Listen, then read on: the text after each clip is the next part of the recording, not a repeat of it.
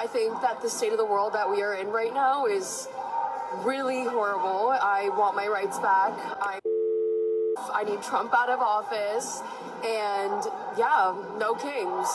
This is about a handful of the wealthiest people on earth who, in their insatiable greed, have hijacked our economy and our political system in order to enrich themselves at the expense of working families throughout this country.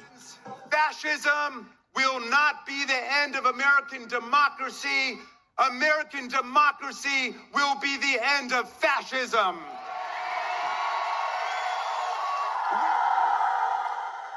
Tonight, against all odds, we have grasped it. The future is in our hands.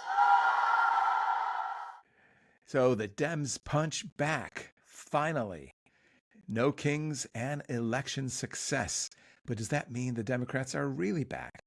We are looking ahead with some big questions and even bigger answers. Hi, I'm Dan Harris. And I'm Claudia Koestler. You know, as a journalist, I've reported on many elections and marches around the world, but the massive No Kings protests and widespread Democrat victories, they felt personal. Today, you'll hear the voices from No Kings marches and how the Democrats can keep winning because they need to if they want to turn the tables big time. Spoiler alert, Dan has a plan. Well, it's more of a to-do list, but hopefully it'll help the pro-democracy forces move to the next level. Well, every bit helps. And your points are gold for everyone who wants to change politics into something better than it is today. But before we get into the next steps for the pro-democracy, anti-Trump movement, and your Dan's playbook for it, don't forget to like, smash the subscribe button, and share this podcast. Please, we appreciate it. And this helps feed the algorithm beasts. And be sure to add your comments down below as well. What do you think should be done next to save the US and democracy?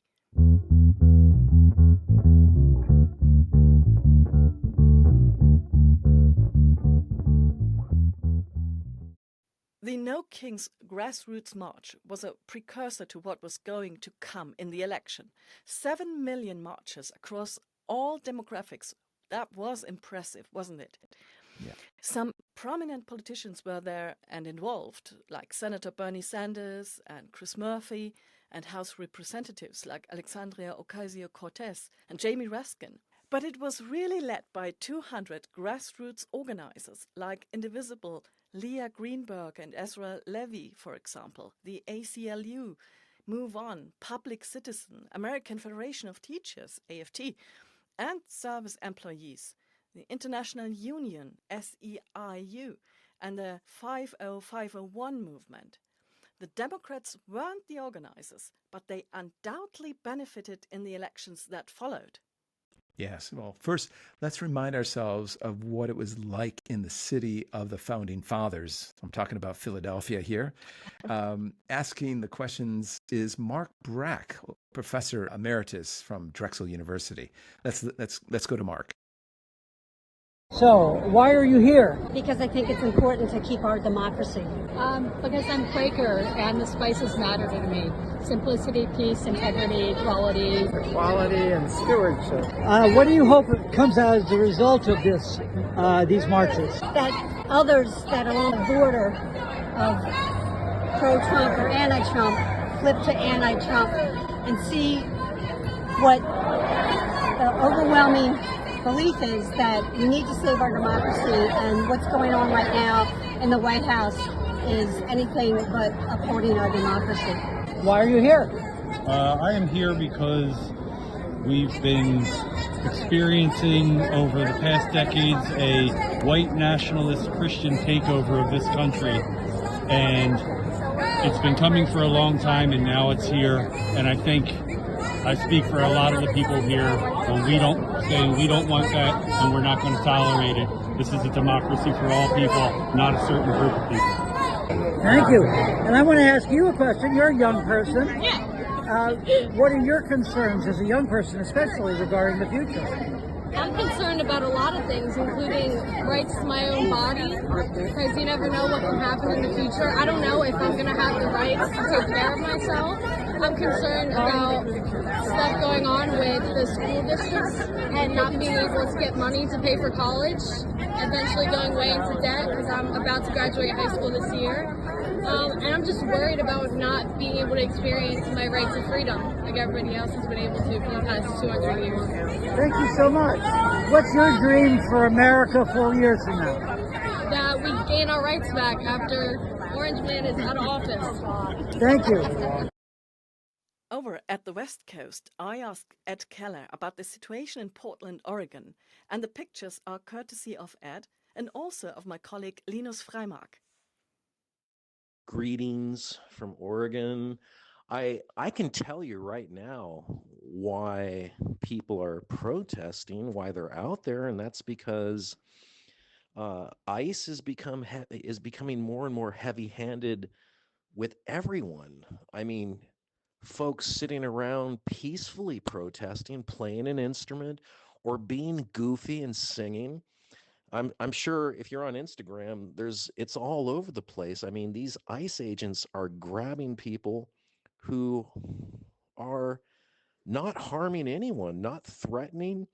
And this is one of the most un-American things that I think any of us have ever witnessed. It's super horrible. I'm really hoping that our Congress and Senate grow a spine and exercise the 25th Amendment of our Constitution, which is when a president isn't fit to lead, you take him out. Okay, that was great. And then back on the East Coast in Rochester, New York, Andrew Harris and Martha Torelli did the asking on these clips. Let's go to that. Hey there. Would you mind telling me what you're doing today at this protest? I'm here to fight for our democracy. What Trump is doing is everything. We want our democracy. All right. God bless America. Thanks, ma'am. What's your reason for joining this crowd today, ma'am? I'm doing it for the future. I have 8 grandchildren. They're going to live through this. We got to stop it now. The only way to say it, the only way to stop it is say no, no, no. Thank you. Who got the power? Who got the power? What kind of power? You fired up? I'm fired up. All right, so can you guys tell me what brings you here today? Absolutely. It's time for us to say that we can't tolerate this anymore. This is an abomination of our Constitution. It's an administration who doesn't value anything that's been written and what we struggle for to establish equality in this country. It's just a travesty. Oh! How do you guys feel about the Trump administration? Terrible! They're taking away my kids, grown kids, Obamacare and raising the price so they won't be able to afford it. And then he's funding $20 million to Argentina of our tax dollars. How does that work? Americans feel the consequences of Trump's politics in their wallets and homes and took them into the voting booth. Zoran Mamdani was elected NYC mayor, coming from 1% in the polls early on to cover 50% and a record turnout in the election by concentrating on affordability and cost of living and equality. Abigail Spanberger, Democrat in Virginia, and Mikey Sherrill, Democrat in New Jersey, both moderates, won their governor races by comfortable margins, and Dems won down ballot and local elections across the country. Yes, 7 million Americans. One historic march followed by big Democratic wins across the country. No Kings was not just another headline. You know, it really hit home about the healthcare losses that were happening, the jobs that were gone, and the ICE raids hit a nerve. It also reminded me of watching things, I'll date myself, back in the 60s, of water cannons being turned against black protesters in the South. That really struck home with the American public. But in this, we saw in the No Kings, we saw signs read, "Stop kidnapping our neighbors." This isn't just another abstract anymore. It's about friends and family. Americans across many demographics don't like what they're seeing and marched and voted accordingly. But as historic as the No Kings and election results were, the question is, will it be disruptive enough to turn the tide? I mean, in Europe, these numbers could topple leaders and governments. Protests use economic disruptions. For example, when Macron tried to raise the retirement age in his country, in France, they didn't just march, they shut down trains, they closed schools, they blocked refineries. The economy stopped until he backed down. So perhaps No Kings could have been even more effective if there were boycotts of Amazon goods and Tesla cars. What about the media coverage, Claudia, in Europe? Oh, it made headlines, absolutely. And those headlines made clear that something is happening over there in the US, that decent Americans are pushing back. And that pushback has translated into election results across the country, as we've seen. It also won the airwaves in the States, and that's the main thing, and that's what Trump worries about, the most. I mean, there was wide coverage on both legacy and independent media. So the pushback against Trump from the grassroots is breaking through, as we saw in the MAGAsphere's reaction, how they wanted to call it, anti-American. They were trying to sling as much mud onto it as possible. There was a momentum, but the question is, much more needs to be done, doesn't it? Yeah, it does, Nebby. Numbers matter. Numbers matter. But if we look at Europe, we see power means staying disruptive economically, politically, and even socially. Here's what science says. If 3.5% of the population resists or protests, change happens. We saw over 7 million. But to tip the scales, it needs to double between, say, 10 and 15 million. So this movement is halfway there, but time to crank it up. But in the future, even more can be done to be more effective. You've got to turn that momentum and energy and institutionalize it in various structures, like setting up campaign offices, recruiting volunteers from those who marched, grassroots fundraising, voter registration, voter turnout drives, that sort of thing. And I think the organizers, like who we talked about earlier in Indivisible and all that, they know this, but now we just got to see it put into action and get behind these groups and help fund them and help them get there. And all of us who went to these protests, and even have people who we know went to these protests, we got to show our support, not later down the road, but now. Well, we've already given some very detailed possibilities what every citizen can do. So first, improving the protests across the country by increasing their size and frequency and integrating different sectors like teachers, farmers, government employees. Get specific with the protests against those who support Trump and his authoritarian regime. Make sure you have the support of the population and their mind share. So certain protests that can really backfire. So you got to make sure that the population, wherever you are in your locale or region or country, are sympathetic at least, or even, if they can be behind you in full, that is great. That'll make it effective. But we need to appeal to parties, to politicians, and aspiring leaders as well, because there is a void and a demand for good leaders who have a long-term vision that many can actually get behind. I know you have some excellent pointers, Dan, and please be specific, because people need real strategies. So, what do you think? What needs to happen next? It's time for specificity man, able to leap tall generalizations in a single bound, like in the 1950s and 60s Superman TV show. I'm too young to have seen that. Yes, you would not know that one, but I watched it as a kid. But I've developed some strategies for the future on how to restore democracy and good leadership that benefits all. But today I'll just focus on a few. But in next week, I'll tackle the rest in a monologue, so watch out for that. But my first point in the playbook is, let's talk big and small. Big, get out even more marchers, keep growing the numbers, hit that 10 to 15 million. I know easier said than done, but point them at specific targets this time.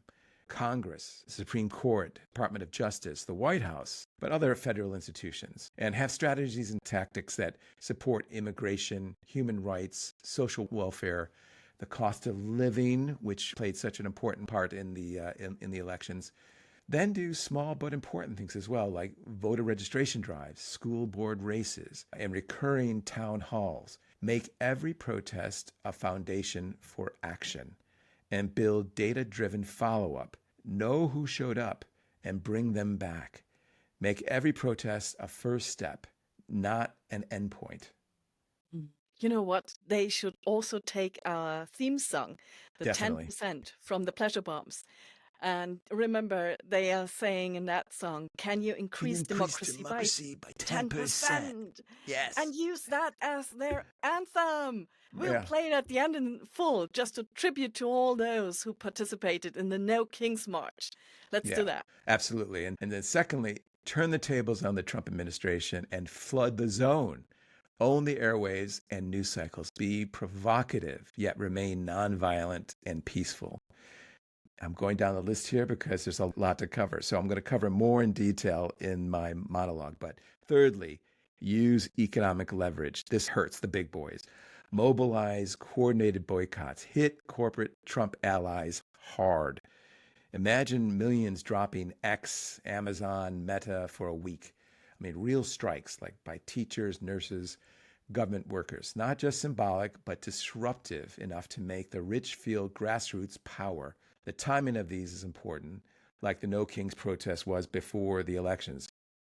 Take one action and tell us about it on Instagram or email. We want your stories for our next episode, so we want to hear about this. Absolutely.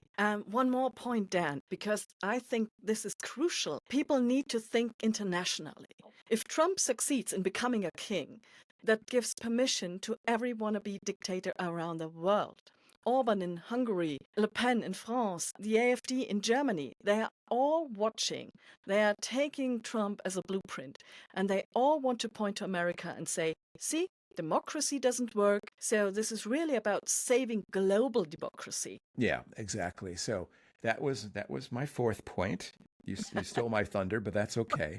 Sorry. This is a global fight now. The U.S. elections in 2026 and 2028 are going to be world elections because we've seen the impact year after year, election after election of how it impacts the world, even though only a fraction of the world will actually be casting a vote. It's that important. Coordinated and unified international support is very important. We know that Trump's tariffs are hanging over every country's head like an extortion racket or bullying tactic. But every country needs to buy into pro-democratic principles and show that they can help better everyone's lives. Absolutely. But Dan, where do you think does the Democratic Party need to come in? I mean, right now they won big in the elections across the US, but their poll numbers are still poor and they are still playing by old rules. Yeah. Well, saving democracy isn't just for Democrats. So number 5 should be a coalition of pro-democratic forces at the grassroots, especially in politics. Democrats, GOP anti-Trumpers like the Lincoln Project or Bulwark, independents, so we're mixing both grassroots and the media there, but you get the message. But also across education, all walks of life, all in on the same page. Save democracy first, debate the rest later. Having that broad church, pro-democratic broad church, is very important. So forget about your differences, just agree on the principles, the pro-democratic principles, and work together almost like under a renewed and revitalized constitutional framework. The opposition to Trump and Trumpism needs to be a broad church with democracy at its top priority. I believe there are more of us than there are of them, so we have strength in numbers. That is our superpower that it was showed in those marches. So we have a superpower, it's in the numbers. So let's take heart in that and everything we do. We, pro-Democrats, have more to fight for than our opposition. The oligarchs and the billionaires just want to protect their power and wealth. And that only gets them so far. Some might wonder what the objective should be. Is it specifically to get Trump out as a priority, or generally defeat fascism and save democracy? Well, you've got to do both because they are both an existential threat.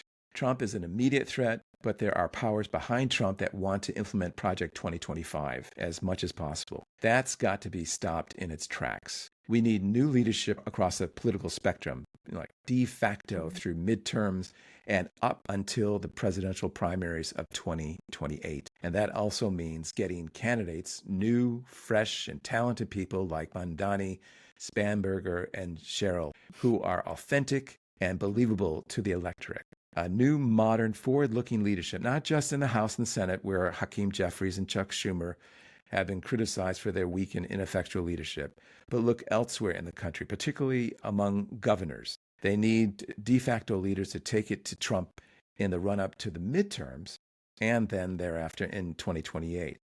They need them to come forward now and not wait.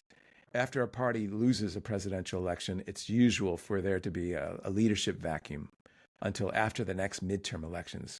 But the game has changed. They can't wait.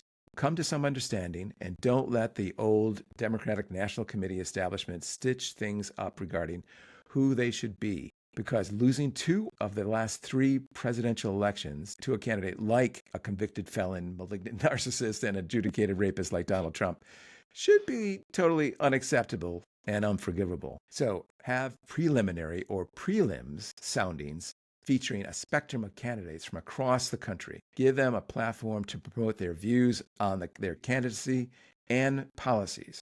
This can be done regionally and then brought together on a national level. This will foster new ideas, creativity, and innovation, which the Democratic Party badly needs. It also can gain airtime in the media away from Trump and MAGA, helping to build a candidate's profile and name recognition. So the powers in the DNC and Congress need to see this as an opportunity instead of a threat to their positions, which should be doable if they have the greater interest of the party and the country in mind, and help avoid this political vacuum at this dangerous time.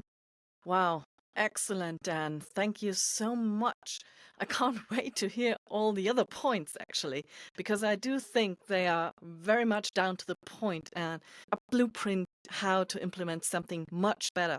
Thank you so much for that. And to our listeners, if you want to support the show, drop a rating, join the community, or find us on Patreon, see us at our website at overhereoverthere.org.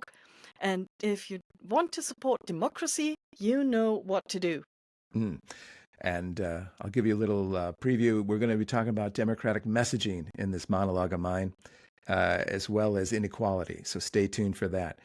So reach out with your stories, your humor, and your wisdom from wherever you are. Send us a voice memo or comment, and you might hear yourself next time on Over Here, Over There.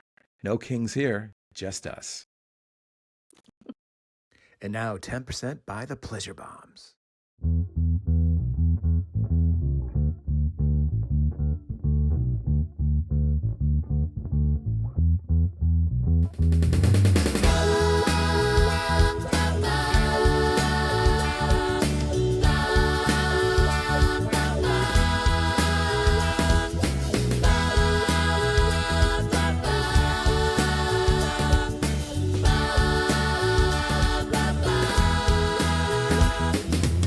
About the money the government's found, thinking about trying to pay the round, thinking about the sound of a sweet accent, thinking about the way the words get bound, thinking about the things my mother said, thinking about painting my politics red, thinking about a song called Fred is Dead, thinking about the gun inside of my head. Can you increase democracy by 10%? Can you increase democracy by 10%?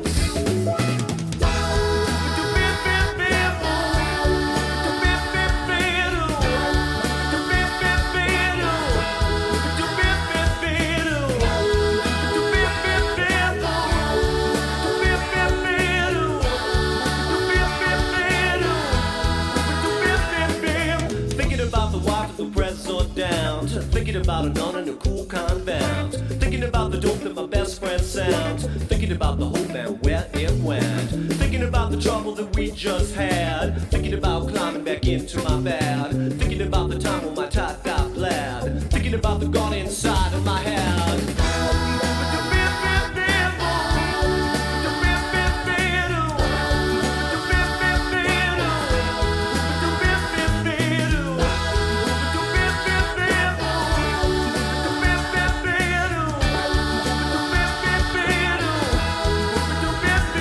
Can you increase democracy by 10%? Can you increase democracy by 10%? Can you increase democracy by 10%? That's right. Can you increase democracy by 10%?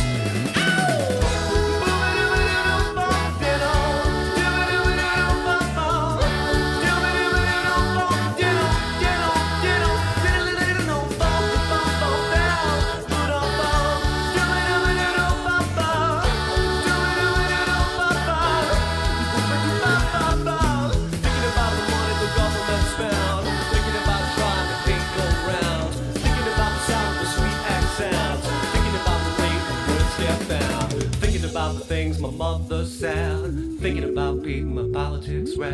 Thinking about a song called Friend is Dead. Thinking about the gun inside of my head.